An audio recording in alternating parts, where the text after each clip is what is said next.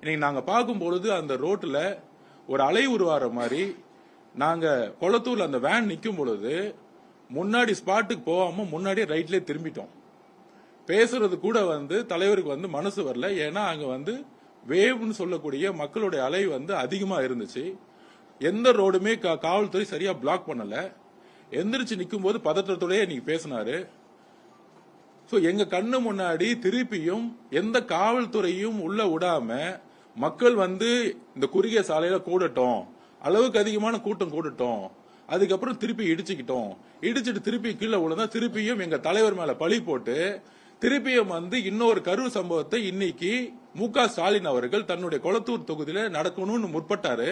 அதனாலதான் இன்னைக்கு கொளத்தூர் தொகுதியிலேயே நாங்க பாதியிலேயே எங்களுடைய ப்ரோக்ராம கேன்சல் பண்ணிட்டு வண்டியை ரைட்ல திருப்பிட்டு நேரா இந்த ப்ரோக்ராம் கேன்சல் பண்ணிட்டோம்.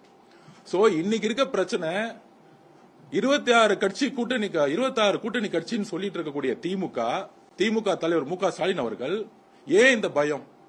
எந்த தொகுதியில யார் வேணாலும் பிரச்சாரம் பண்ணலாம். இது ஜனநாயக கடமை, இது ஜனநாயக உரிமை. மக்கள்கிட்ட பார்த்து எப்படி பெரம்பூர்ல பண்ண முடிஞ்சு ஏன் கொளத்தூர்ல பண்ண முடியல? வில்லிவாக்கத்துல காவல்துறை சிறப்பா இன்னைக்கு பண்ணிருந்தாங்க. ஆனா போறக்கூடிய ரூட் அங்கிருந்து போறக்கூடிய ரூட்டுக்கு என்ன மாதிரி ஏற்பாடு பண்ணிருந்தாங்கன்னு எதுவுமே தெரியல. அப்ப ஒரு சில தொகுதிகளில் காவல்துறை நல்லா சிறப்பா செயல்படுறாங்க, ஆர்ஓவோட பேச்ச கேட்கிறாங்க. ஆனா கொளத்தூர் மாதிரி இருக்க தொகுதியில ஆர்ஓவோட பேச்ச கேட்கறதே கிடையாது. அப்ப காவல்துறை இன்றைக்கும் திரு மு.க. ஸ்டாலினோட பேச்ச கேட்டுக்கிட்டு இன்றைக்கு இன்னைக்கு எல்லாமே லைவ்ல பாத்திருப்பீங்க.